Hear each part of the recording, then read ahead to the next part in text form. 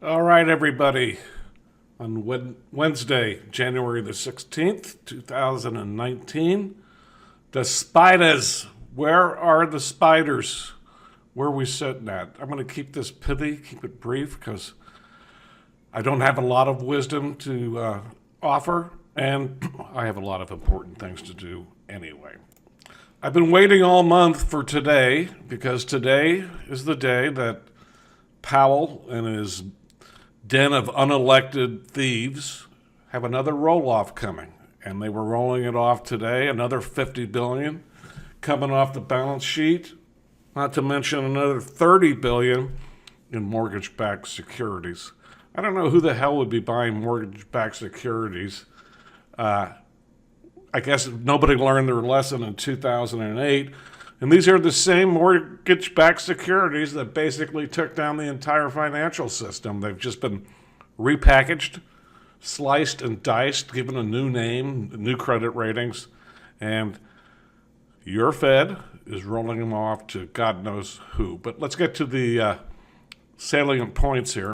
One hell of a Bullwinkle rally since Christmas Eve. You gotta love it. Almost 300 SPYs handles, not quite, but 30 some odd SPY points, so like 280, 290 S&P points.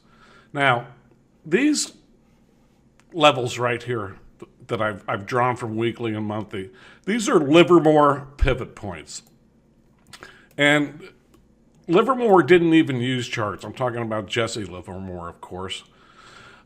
He didn't use charts. He kept all of his numbers in a handheld notebook.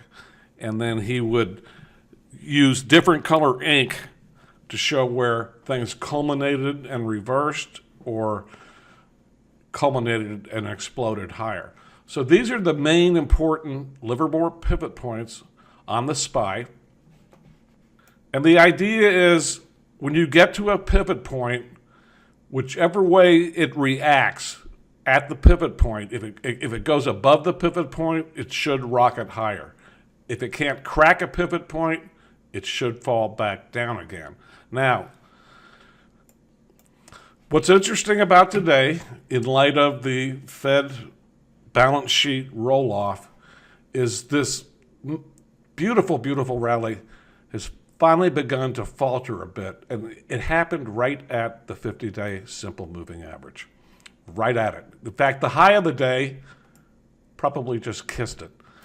That candle, if it had a bigger body on it, would be called a shooting star doji candle, and it means exactly what it sounds like, that the rally is out of gas, but the real body's not big enough. So when you have a high wick like this and a very small, almost flat real body, that's what the old-time candlestick guys would tell you is a gravestone doji. And the interpretation of the gravestone doji is the war or the trend is over. So if this proves to be resistance, and I think it'll take a few more days, maybe even into next week, to see how this roll-off is going to be absorbed. What you have to understand about the balance sheet roll-off is it is, for all practical purposes, the same thing as a rate hike.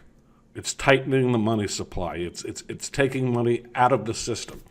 Now, should this prove to be resistance, and it's early to say whether or not it will be, your first support down is going to be at that Livermore pivot at 253.14 on the SPY. You might argue that there is also a minor pivot on this low right down here from, what was the January 3rd, it was a Thursday, January 3rd around 243.67, could be minor support. Below that, back to that 233.75, which is the Christmas Eve low.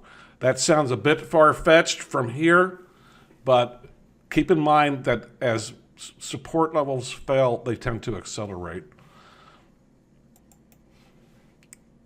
Some closing points, money stream, which has just been on an absolute monster angle of attack since Christmas Eve, is starting to Wither is starting to flatten out. It's getting a little bit flaccid here on money stream, which means they're taking their foot off the gas.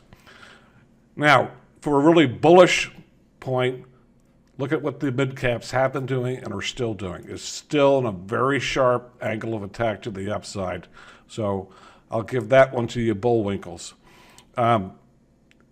Remember that hope is not a trading strategy. And when hope doesn't pan out, it's not bad luck, it's dumb luck.